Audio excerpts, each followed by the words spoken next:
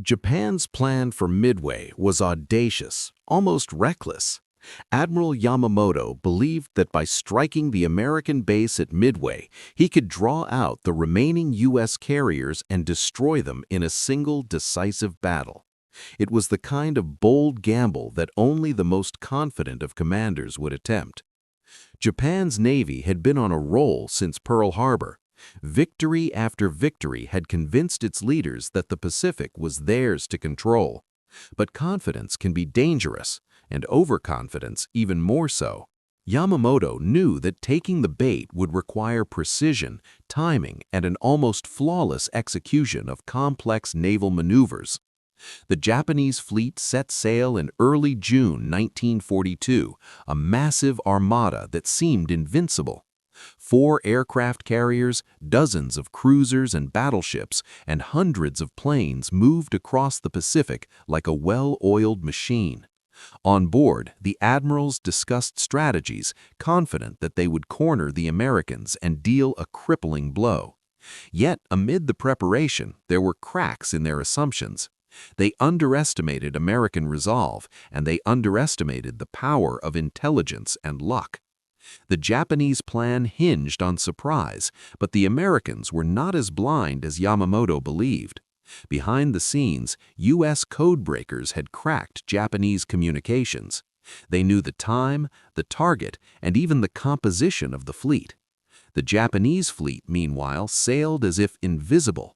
Every sailor believed in their unassailable strength, unaware that the enemy already held a window into their intentions.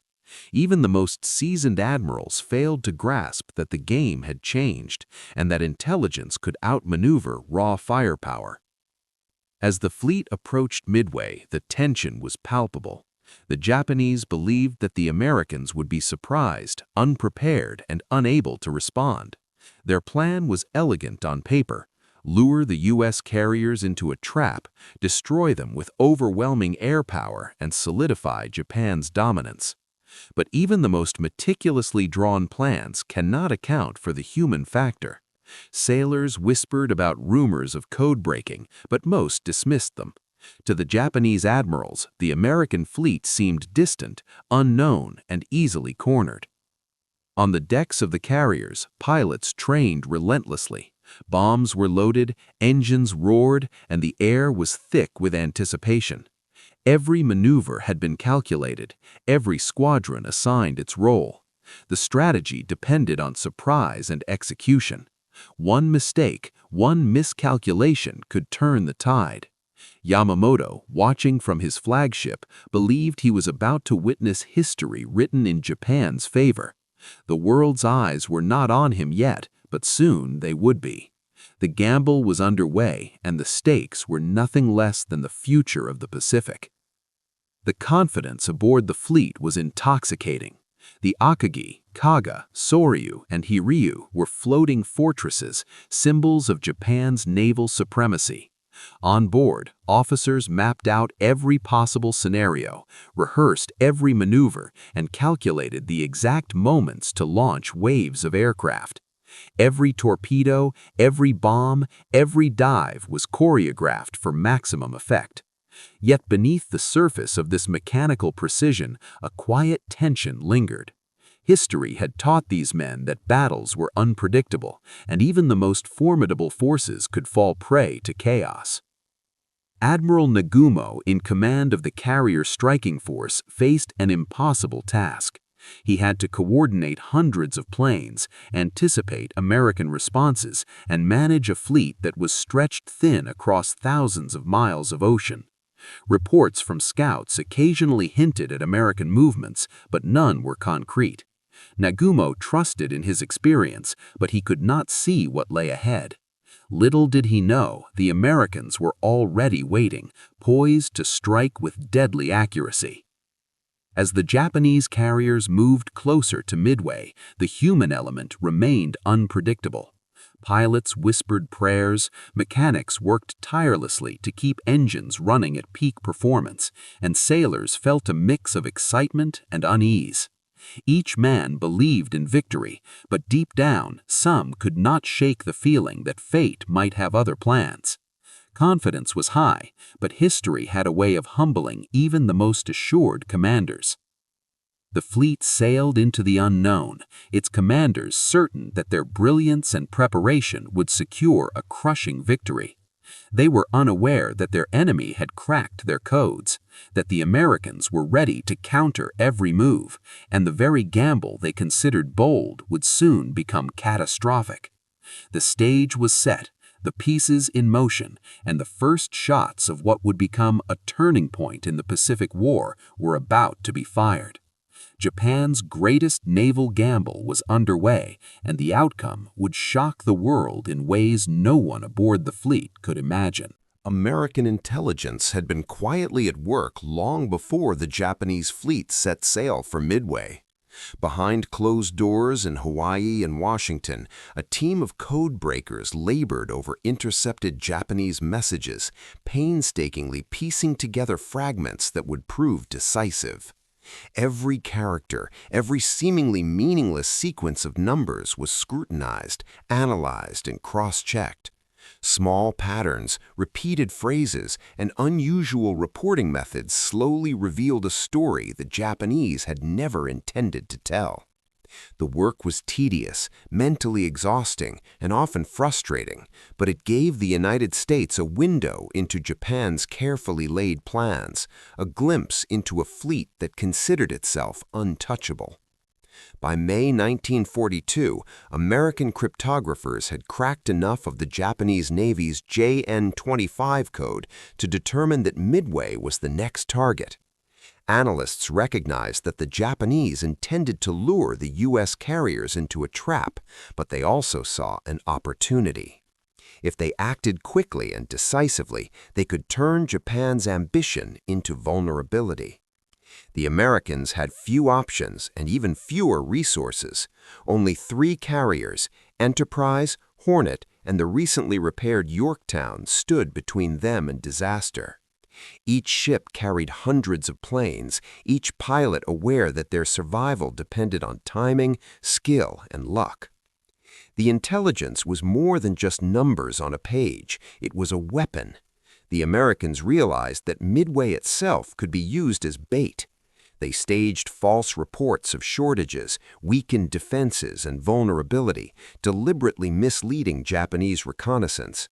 Every piece of misinformation was calculated to reinforce Japanese assumptions, to make them overconfident, and to lure them deeper into a trap. The Japanese admirals, secure in their belief that American forces were scattered and weak, sailed forward with the assurance that victory was all but certain.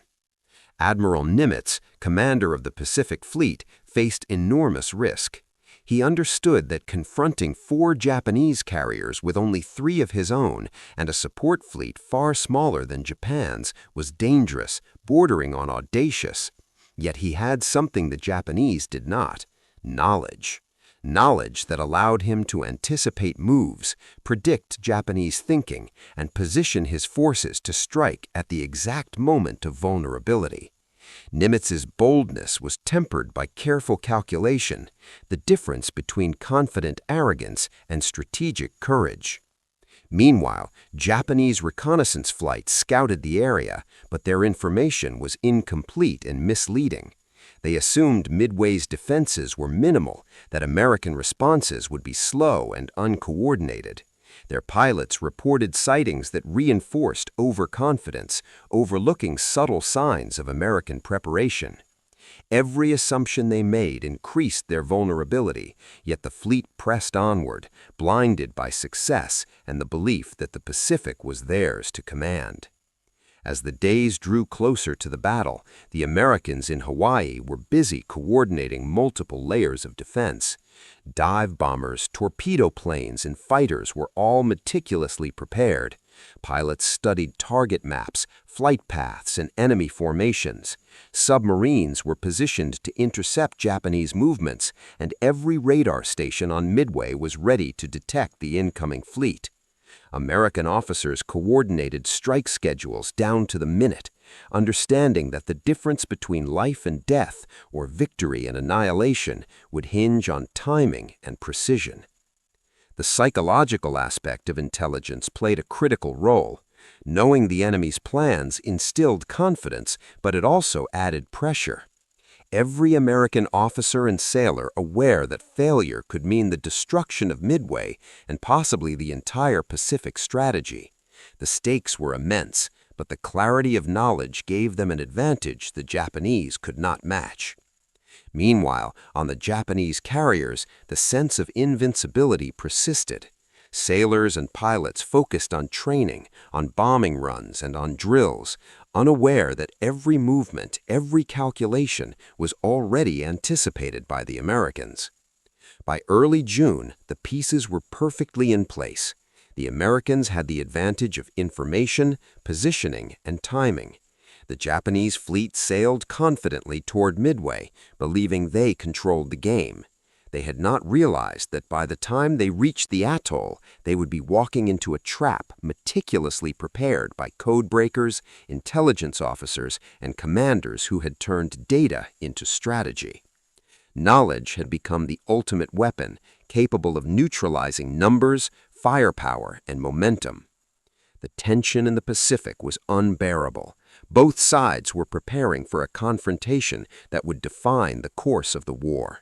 Japan sailed with pride, planning a swift, decisive victory that would cement their dominance. The Americans, armed not with greater numbers but with understanding, prepared to strike with precision. Every maneuver, every formation, every pilot's action would be determined by intelligence, foresight, and timing.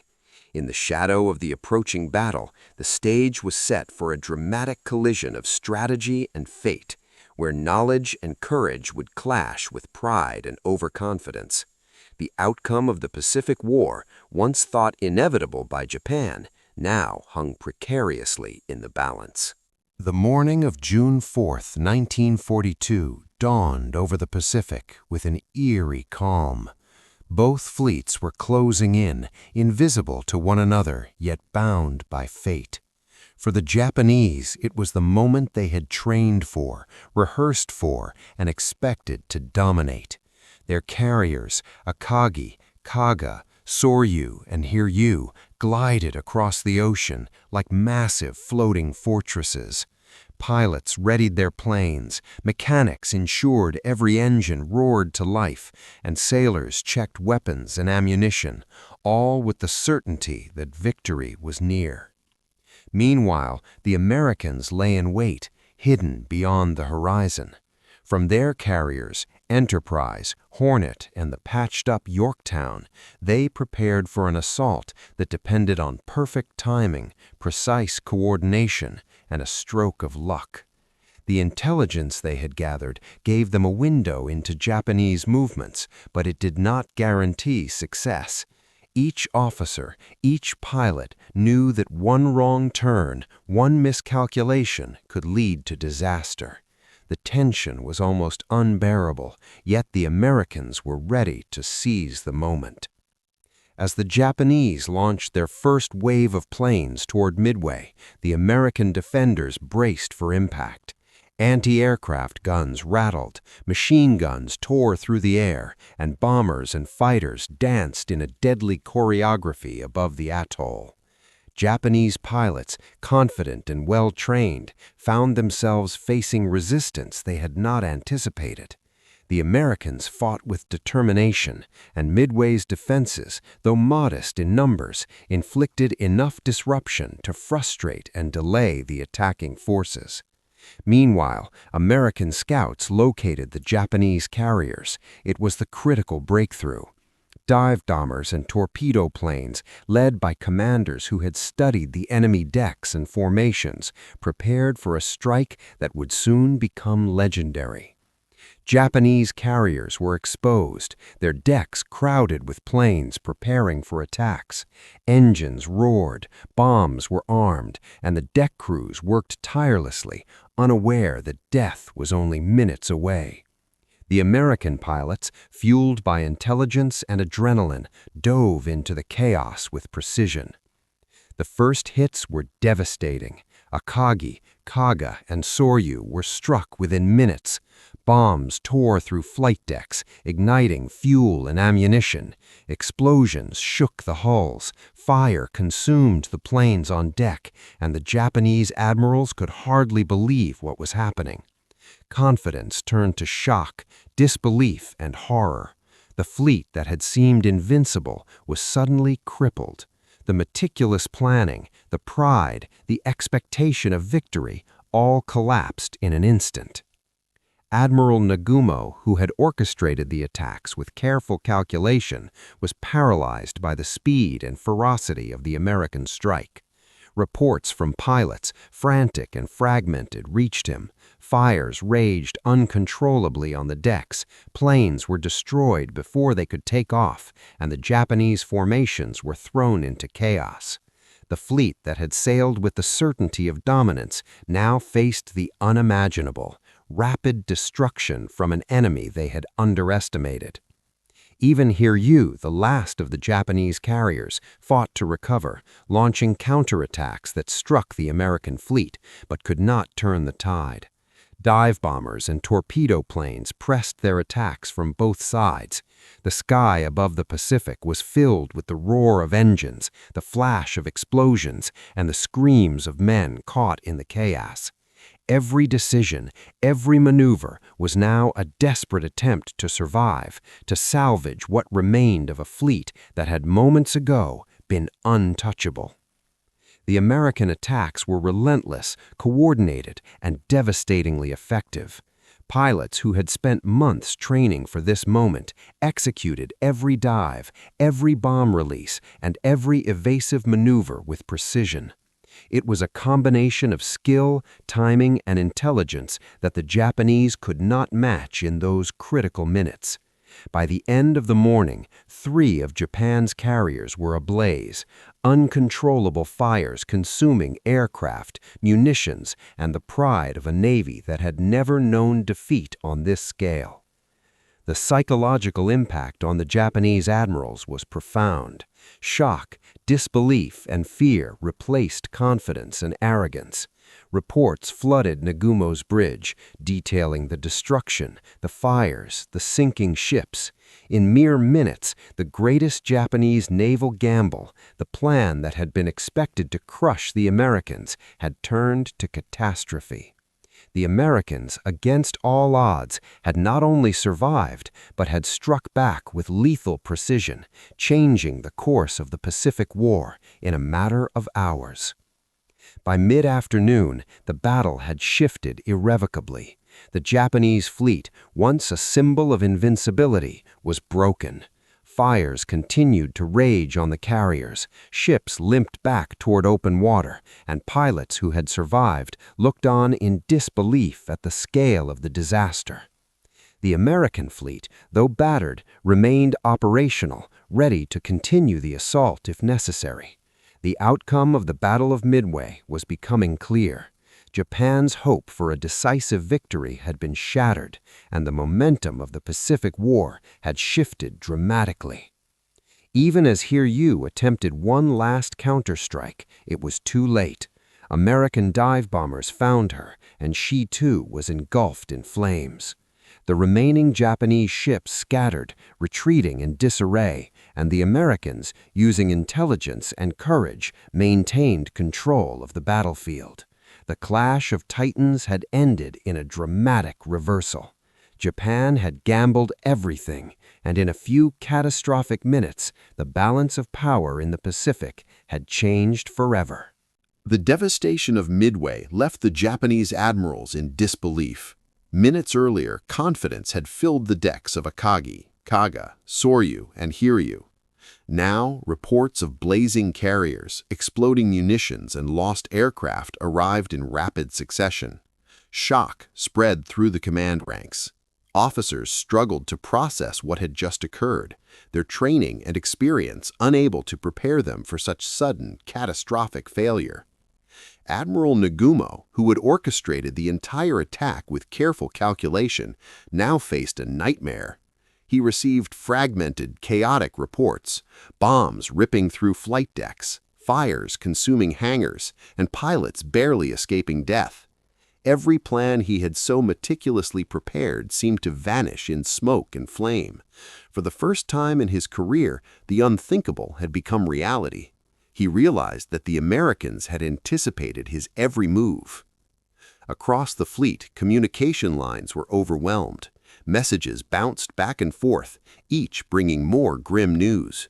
Crew members struggled to fight fires, save aircraft, and maintain order. Many had never imagined that their training could fail them so completely. The sheer speed of the American assault left little time for decision-making, forcing the admirals into rapid, desperate choices with life-or-death consequences. Some officers refused to believe the reports at first. Surely this was exaggeration or miscommunication. Japan's navy had been dominant for months, crushing opposition across the Pacific. How could a handful of American carriers, thought to be weakened and scattered, inflict such destruction? The pride of the Japanese naval command made acceptance slow and painful. Yet, as reconnaissance confirmed the loss of multiple carriers, the grim truth sank in. The fleet had been shattered in a matter of minutes, and there was no immediate way to recover. Admiral Nagumo's decisions in those critical moments reflected the tension between survival and honor. Should he attempt to regroup and counterattack, risking the remainder of his fleet, or withdraw to save what was left for future engagements? Every choice carried consequences for the Navy, for Japan, and for the men under his command. The weight of command was heavier than any fire, any explosion, or any tactical maneuver could ever be. Even Hiryu, temporarily operational, could only launch limited counterattacks. The remaining pilots flew with courage, but they faced overwhelming odds. The psychological strain on every officer and sailor intensified. Losses were not just numerical, morale was shattered. The certainty that Japan would dominate the Pacific vanished, replaced by fear, confusion, and the haunting realization that American strategy and intelligence had outmatched them. Across the fleet, reports of fires, sinking ships, and scattered squadrons created chaos. Sailors struggled to maintain discipline, while officers attempted to assess losses and determine next steps. Japanese pride, once so unshakable, was replaced by a sense of vulnerability. What had been assumed to be an invincible armada was suddenly fragile, exposed, and at the mercy of an enemy they had underestimated. In the hours following the initial strikes, the psychological toll on the admirals became evident. Shock turned to urgency, urgency to despair. They had gambled everything at Midway, and the consequences were immediate and catastrophic. Messages detailing destruction, casualties, and retreat flowed in continuously. Decisions that would normally be deliberate were now forced, made under extreme pressure with incomplete information. The weight of failure pressed on every shoulder aboard the surviving ships. Even as the Americans began to consolidate their victory, the Japanese command struggled to comprehend the scale of defeat. The destruction of Akagi, Kaga, Soryu, and ultimately Hiryu represented not just a loss of ships, but the loss of pride, momentum, and the initiative in the Pacific War. Admiration for bold strategy was replaced by the bitter taste of reality. Overconfidence had led to disaster. Lessons that should have been learned after Pearl Harbor now arrived too late. By the end of the day, the Japanese fleet had withdrawn in disarray. Smoke still rose from the burning carriers, survivors counted losses, and the remaining ships limped toward safer waters. Shock had turned to grim determination, but the psychological impact would last far longer than any physical wounds. The arrogance and certainty that had propelled Japan into Midway had been replaced by a sobering recognition.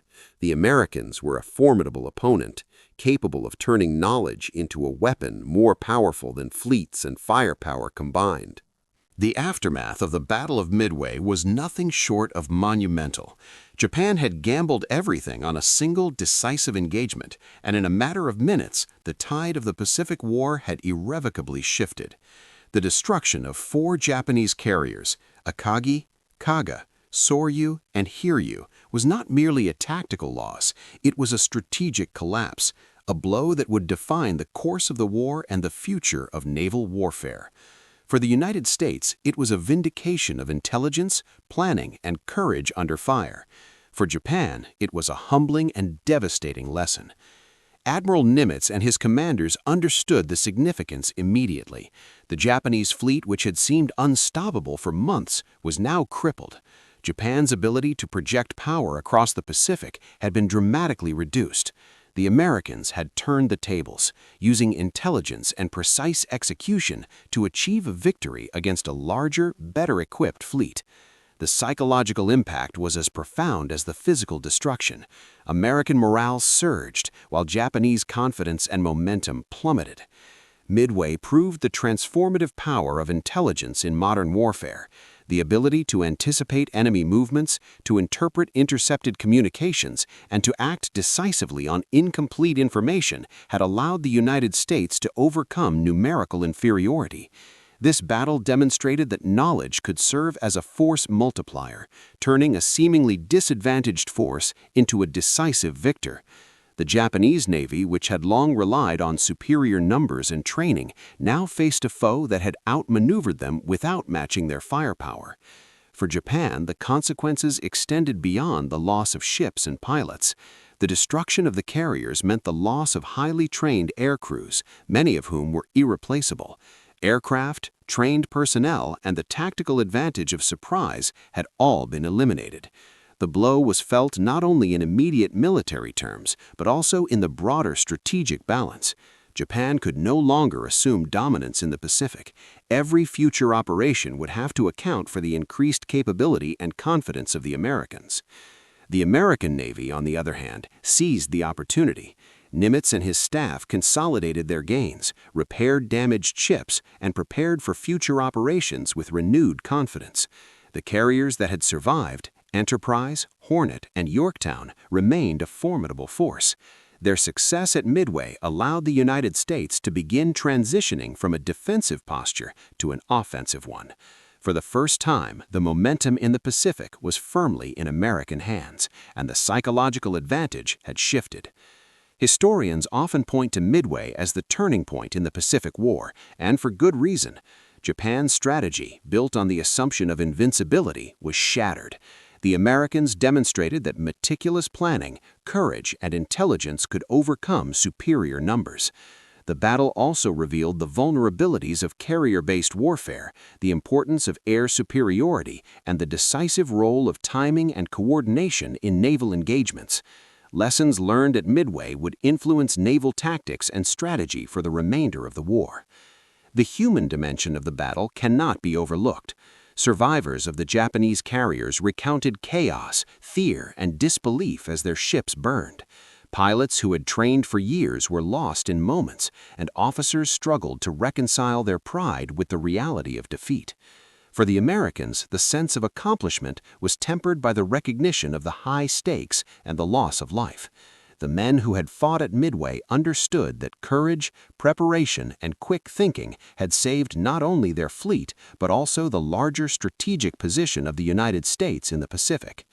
In the weeks and months following Midway, Japan attempted to recover, but the psychological and material impact lingered. The loss of carriers and experienced air crews meant that Japan's ability to conduct large-scale carrier operations was severely constrained.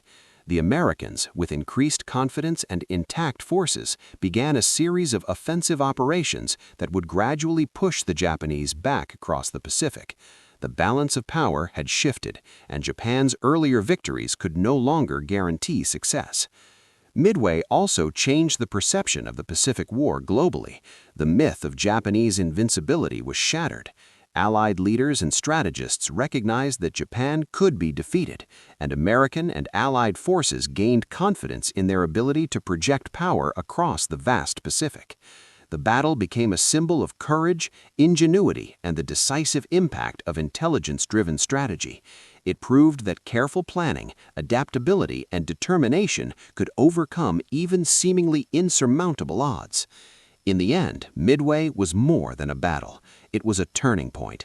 It demonstrated the interplay of intelligence, courage, and timing in warfare. It highlighted the human cost of overconfidence and the unpredictability of battle. The Japanese admirals had gambled everything, and in those crucial minutes, their hopes had been extinguished. The Americans had turned the tide, proving that even the most formidable enemy could be overcome with insight, bravery, and unyielding determination. The Pacific War would continue, but the shadow of Midway would loom over every Japanese operation that followed, a stark reminder that in war, fortune favors the prepared, the clever, and the brave.